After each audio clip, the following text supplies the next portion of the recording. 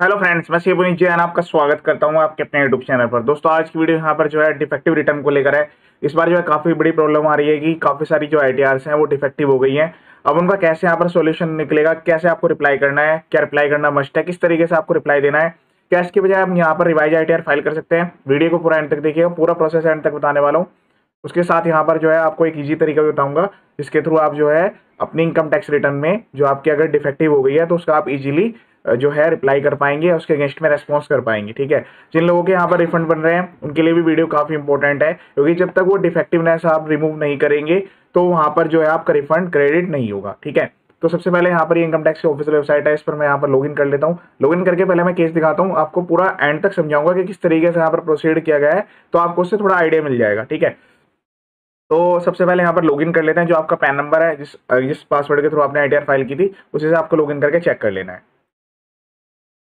Login करने के बाद आपके सामने जो व्यू है कुछ इस टाइप से आएगा। तो पहले मैं डैशबोर्ड पर लेकर चलता हूँ। यहाँ पर इन्होंने ये मोड जो है चेंज कर दिया है। व्यू आईटीआर स्टेटस पर जब आप क्लिक करेंगे तो यहाँ पर जैसे आईटीआर फाइल की गई थी सेम डेट पर डिफेक्टिव रिटर्न हो गई है। ठीक है, तो आगे इसकी प्रोसेसिंग जो है आगे इनिशिएट ही नहीं हुई है। अब यहाँ पर जो डिफेक्टिवनेस है वो आपको कैसे पता चलेगी, उसके लिए आपको कहाँ पर जाना है। ठीक है, तो यहाँ पर आपको पेंडिंग एक्शंस का एक ऑप्शन मिलेगा, उसमें ई प्रोसीडिंग्स पर क्लिक कर देना है आपको। ठीक है, तो ई प्रोसीडिंग्स पर जब आप क्लिक करेंगे तो यहाँ पर जो भी आपकी आईटीआर डिफेक्टिव हो रखी है उनकी आपको डिटेल्स मिल जाएगी कि आपकी आईटीआर है ये आपकी डिफेक्टिव हो गई है। काफी केस में जो आईटीआर डिफेक्टिव होने का रीजन है वो ये है कि आपने जो है अपनी इनकम को सही तरीके से रिपोर्ट नहीं किया। लास्ट ईयर आपने आईटीआर 1 भरी थी, इस बार भी आईटीआर 1 भर दी, जबकि आपकी कोई स्पेशल इनकम थी। जैसे अगर आपकी शेयर मार्केट से इनकम है, विनिंग की इनकम है, तो आपको आईटीआर 2 में जाना है। बिजनेस इनकम भी है साथ में, तो आईटीआर 3 में जाना है। एफएनओ ट्रेडिंग है, अगर आपकी इंटरडे ट्रेडिंग है तो आईटीआर 3 में जाना है। और आईटीआर 4 जो है वो बिजनेसमैन के लिए है। Salary plus business plus income from house property, single house property, वो इनकम कवर करती है। मैंने अपने यूट्यूब चैनल पर इसके लिए अलग से वीडियो बनाया कि कौन सा आईटीआर कब फाइल करना है, उससे आपको हेल्प मिल जाएगी। ठीक है, अब यहाँ पर जो है आप देख रहे होंगे कि पहले नोटिस भेजा गया है, फिर दोबारा से फर्दर आपको जो है नोटिस भेजा गया है। आपको बताया जा रहा है कि आपकी जो है रिटर्न डिफेक्टिव हो गई है। जैसे हम यहाँ पर व्यू नोटिस ऑर्डर पर क्लिक करेंगे तो यहाँ पर हमारा जो ऑप्शन है हमें मिलेगा कि हमें जो है सबमिट रेस्पॉन्स करना है। देखिए, लेटेस्ट जो है 6 अगस्त को यहाँ पर कम्युनिकेट किया गया। रेस्पॉन्स की जो डेट है वो 21 अगस्त है। 15 दिन का इसमें ऑलमोस्ट टाइम मिलता है। पहले भी एक बार नोटिस आया था, फिर दोबारा भी यहाँ पर जो पर्सन ने रेस्पॉन्स नहीं किया तो दोबारा से नोटिस आ गया। इसका जो रिप्लाई है वो हमें यहीं से करना है। सबमिट रेस्पॉन्स पर क्लिक करके यहाँ पर जो है आपको ऑप्शन मिलेंगे। ठीक है, तो सबसे पहले आपको ये देखना है कि किस वजह से डिफेक्टिव हुई है। तो ये सबके लिए अलग अलग रहेगा, पर्सन स्पेसिफिक होगा। यहाँ पर क्या रहा है, you have filed your income tax return in ITR 1 as per details TDS details in your 26 years tax has been deducted. तो इस पर्सन के केस में यहाँ पर जो है अदर सेक्शन में भी टीडीएस डेट हुआ है, जैसे 194 IA IC MS 194C। तो इस केस में ये जो फॉर्म है इसलिए डिफेक्टिव हो गया कि आपकी अदर इनकम में टीडीएस कटे हुए हैं, तो आपके लिए आईटीआर 1 तो एप्लीकेबल ही नहीं है। This section implies head of income for which ITR form is not appropriate form. ये कह रहे हैं कि फ्रंट में आपकी जो है इन्होंने डिफेक्टिव कर दी क्योंकि आईटीआर 1 आपके लिए एप्लीकेबल ही नहीं है। तो इसके काफी सारे रीजन हो सकते हैं। आपने इनकम को हाइड कर लिया, ठीक है, आपके ऊपर टैक्स ऑडिट एप्लीकेबल थी, आपने टैक्स ऑडिट का फॉर्म नहीं भरा, उस केस में भी आईटीआर डिफेक्टिव हो रही है। दस the required schedule for reporting income, कि आप जो है सही तरीके से अपनी इनकम को रिपोर्ट करें टीडीएस सेक्शन के अकॉर्डिंग, जो कि आपकी आईटीआर में प्रेजेंट ही नहीं हो रहा है। ठीक है, you are being provided an opportunity to make necessary corrections and file a return of income in appropriate form. आपको अपॉर्चुनिटी दी जा रही है कि आप जो है सही तरीके से अपने रिटर्न को फाइल कर लें। Disclose the complete gross receipts income reflecting in your 26 years under the relevant schedule of ITR. Please note that as per Rule 37BA of the Income Tax Rule, credit of TDS is allowable to the person in whose hands income is accessible. ये कह रहे हैं कि जी आपने जब income तो यहाँ पर डिक्लेयर नहीं किया, आपने TDS जो है क्लेम कर लिया। तो इसमें जो है दो ऑप्शन आपको यहाँ पर देखने के लिए मिलेंगे, एक तो एग्री का आएगा, दूसरा डिसएग्री का आएगा। ध्यान रखिएगा, अगर आपने इसको डिसएग्री करके फाइल कर दिया तो जो आपकी आईटीआर है वो प्रोसेसिंग कब तक होगी इसके लिए कहना मुश्किल है।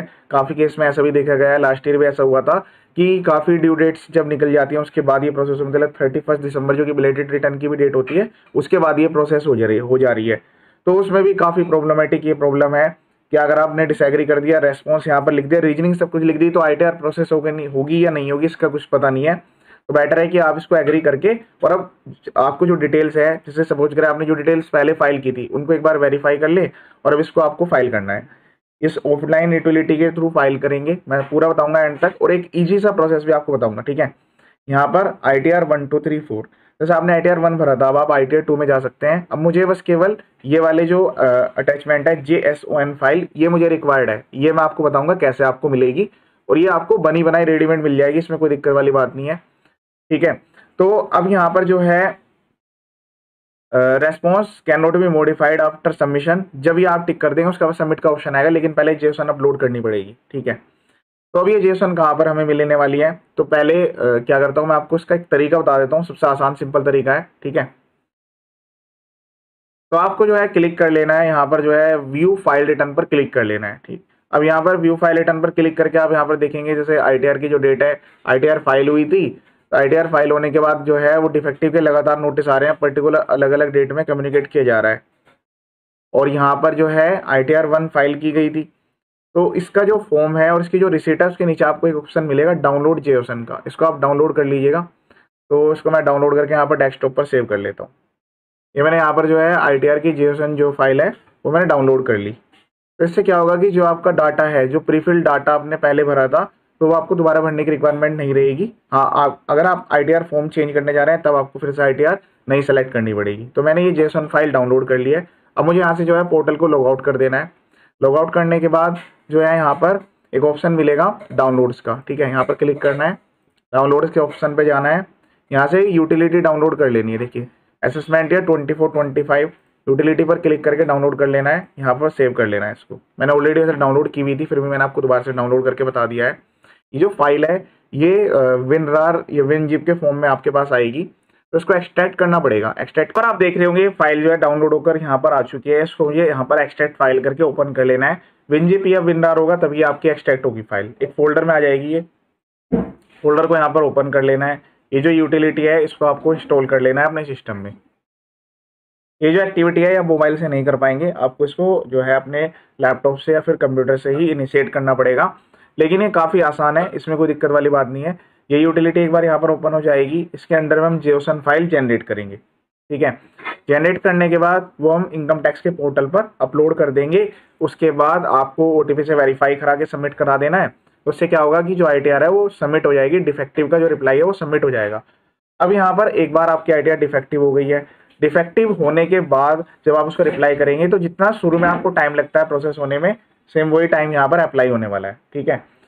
अब यहाँ पर जो है ये यूटिलिटी ओपन हो चुकी है, इस पर आपको कंटिन्यू पर क्लिक करके प्रोसीड कर देना है।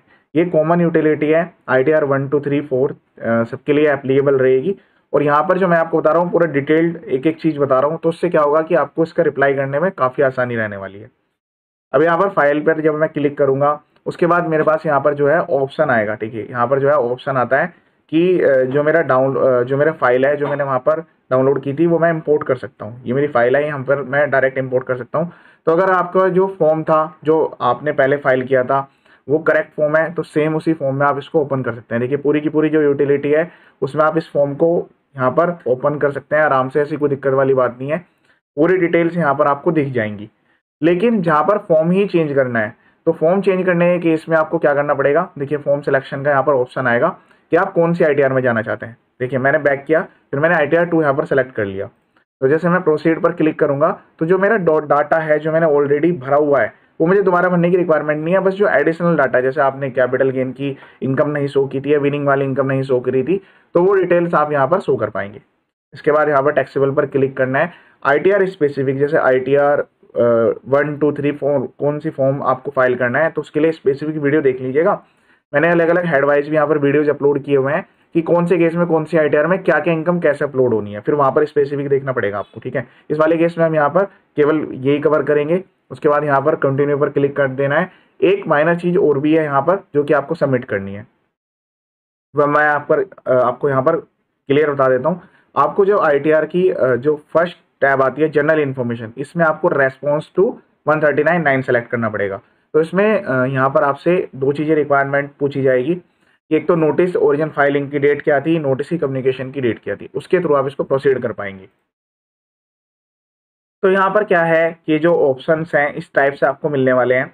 इसमें आपको ये वाला ऑप्शन सेलेक्ट कर लेना है कि आप 139(9) में फाइल कर रहे हैं। ओरिजिनल ITR की डेट और डेट क्या थी ये आपको जहाँ से मैंने व्यू फाइल रिटर्न दिखाया वहाँ से मिलेगी। Unique number, unique document number मतलब जो आपको कम्युनिकेट नंबर किया गया है वो, जैसे मैंने आपको बताया था ई प्रोसीडिंग्स के अंडर में, ये वहां से मिलेगा। मैं लॉगिन करके फिर से आपको दिखा देता हूँ।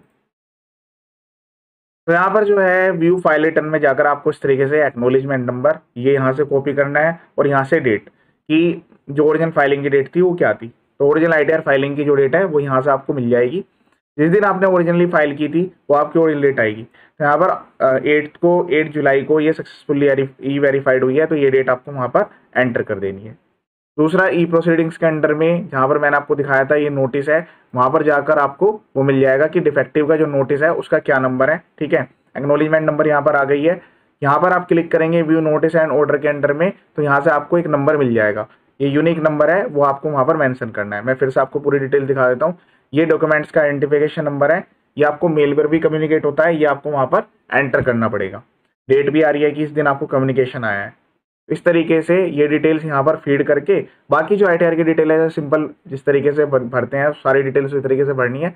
लास्ट में प्रोसीड करके जब आप जनरेट पर क्लिक करेंगे तो यहाँ से आपको जियोसन का ऑप्शन आ जाएगा, डाउनलोड जियोसन का ऑप्शन आ जाएगा, वो लास्ट वाले पेज पर आता है। अब यहाँ पर जो है पहले आपको पूरा फॉर्म भरना पड़ेगा।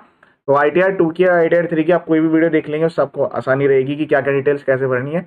वो मेरी जियोसन फाइल है, वो मेरी यहाँ पर सबमिट और रेस्पॉन्स के अगेंस्ट में सबमिट होने वाली है, तो वो मुझे वहाँ पर सबमिट करनी है। सबमिट करके जो रेस्पॉन्स है वो सबमिट हो जाएगा।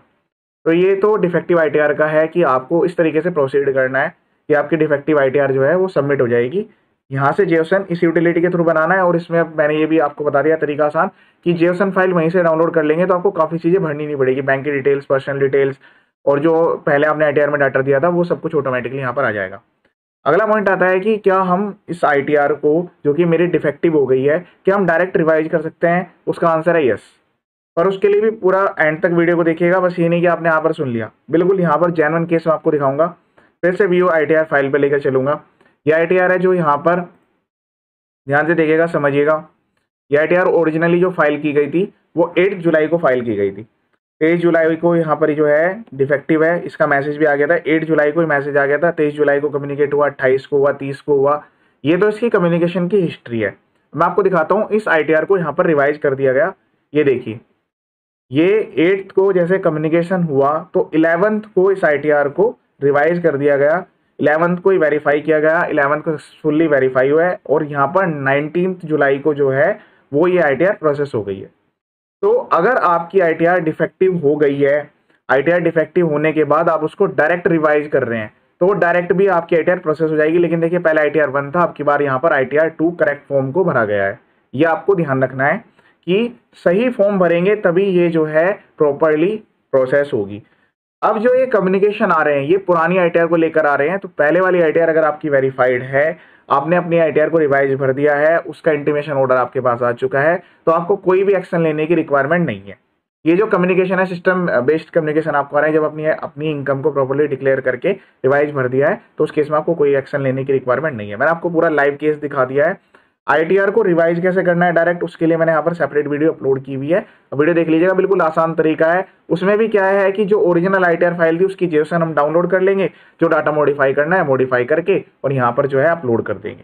तो अपलोडिंग का भी ऑप्शन है वो यूटिलिटी में, या डायरेक्ट वहीं से आप आईटीआर सबमिट भी कर सकते हैं। अलग से कहीं कुछ करने की रिक्वायरमेंट नहीं है। लेकिन जहाँ पर डिफेक्टिव का रिप्लाई देंगे तो इस यूटिलिटी के थ्रू जेसन जनरेट होगी और डिफेक्टिव में जेसन को अपलोड करना पड़ेगा। ये डिटेल्ड वीडियो है, इस वीडियो को शेयर जरूर करें तभी काफ़ी सारी वीडियोज मेरे यूट्यूब चैनल पर अवेलेबल है, आप वीडियो देख सकते हैं। चैनल का जो पर्पज है फुल्ली एजुकेशनल है, काफ़ी सारी वीडियोज यहाँ पर अवेलेबल है। वीडियो देखिएगा और शेयर जरूर कीजिएगा ताकि सभी को उसका बेनिफिट